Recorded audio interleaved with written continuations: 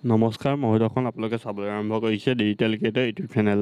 আৰু আজিৰ ভিডিঅ'টো সেইসকলৰ কাৰণে যিসকলে অমৃত বৃক্ষ আন্দোলন যিটো কাৰ্যসূচীত তাত ৰেজিষ্ট্ৰেশ্যন কৰিছিলে সেইসকলৰ বাবে। এতিয়া চাগে বহুতৰ মনত প্ৰশ্ন হৈছে যে গছপুলিটো কেনেকৈ ৰুব বা কেনেকৈ ফটোখন মাৰিব লাগিব আৰু ক'ত কেতিয়া আৰু কেনেকৈ আপলোড কৰিব লাগিব, সেইটো চাগে সকলোৰে মনত প্ৰশ্ন হৈছে। তাৰ বিষয়ে আজি আলোচনা কৰিম, আহক আৰম্ভ কৰোঁ।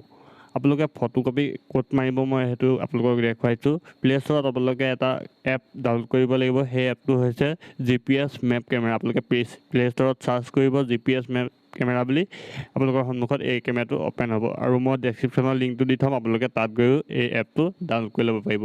তাৰপিছত এই এপটো সকলোবিলাক পাৰ্মিশ্যন আপোনালোকে দি দিব। তাৰপিছত পাৰ্মিশ্যনটো দি আপোনালোকে কেমেৰাটো এনেকৈ অ'পেন কৰি ল'ব। কেমেৰাটো অ'পেন হোৱাৰ পিছত আপোনালোকে দেখিব যে তলত কিছুমান আপোনালোকৰ লোকেশ্যনৰ ডিটেইলছ ওলাই আছে। এনেকৈ আপোনালোকৰ ওলাই থাকিব লাগিব আৰু ফটোকপিটো আপোনালোকৰ এনেকৈ ওলাই থাকিব। আপুনি দুখন ফটো মাৰি ল'ব, এখন অকল আপোনালোকৰ যিটো গছপুলি ৰুব তাৰ ফটো মাৰিব আৰু আপুনি এখন মাৰিব গছপুলিটো ৰুই থকা ফটো। তেনেকৈ দুখন ফটো মাৰি ল'ব, যিহেতু তাত কোৱা হৈছিলে যে জিঅ' টেগ থকা ফটো আপলোড কৰিব লাগিব বুলি। সেইবাবে আপোনালোকে এনেকৈ ফটো দুখন তুলি ল'ব। আৰু ফটো দুখন তুলি লোৱাৰ পিছত আপোনালোকে কেমেৰাটো কাটি দিব। তাৰপিছত আকৌ এটা পৰ্টেলত যাব লাগিব। সেইটো সকলোৱে জানি থাকে, আপোনালোকে য'ত ৰেজিষ্ট্ৰেশ্যন কৰিছিলে তাত যাব পাৰিব। নহ'লে আপোনালোকৰ এটা মোবাইল এপ আছে, মোবাইল এপটোত যাব পাৰিব। মোবাইল এপটোত আপোনালোকে ডাউনলোড কৰি ল'ব, মই ডেছক্ৰিপশ্যনৰ লিংকটো দি থ'ম, তাৰ পৰা ডাউনলোড কৰিব পাৰিব।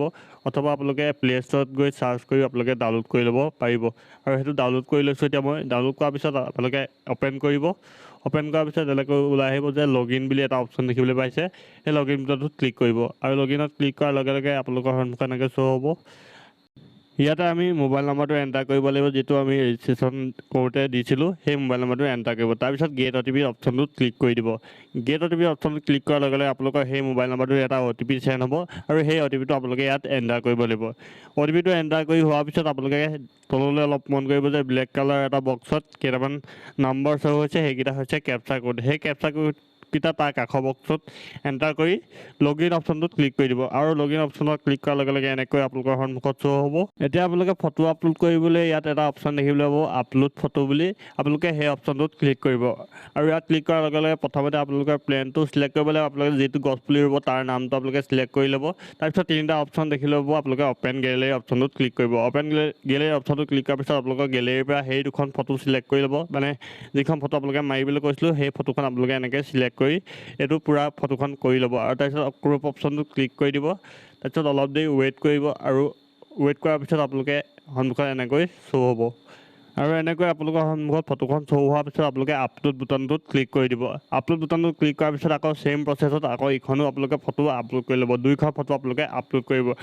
আজি হৈছে 16 ছেপ্টেম্বৰ, অৰ্থাৎ অহা কালিলৈ 17 ছেপ্টেম্বৰ তাৰিখে পুৱা 9 বজাৰ পৰা 11 বজাৰ ভিতৰত এই ফটোসমূহ আপোনালোকে আপলোড কৰিব লাগিব। তেতিয়াহে আপোনালোকৰ বেংক একাউণ্টত সেই যিটো মাননি প্ৰদান কৰিব, সেইটো আপোনালোকৰ বেংক একাউণ্টত সোমাব। আৰু এই ক্ষেত্ৰত যদি কিবা প্ৰব্লেম পায়, আপোনালোকে তাত হেল্পলাইন নম্বৰ আছে, তাত আপোনালোকে কল কৰি সুধিব পাৰে।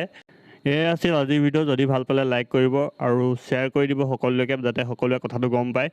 আৰু যদি ভিডিঅ'টো চাই ভাল পালে লাইক, শ্বেয়াৰ, কমেণ্ট কৰিব আৰু চেনেলটো ছাবস্ক্ৰাইব কৰিব। আজিলৈ ইমানেই। জয় আই অসম।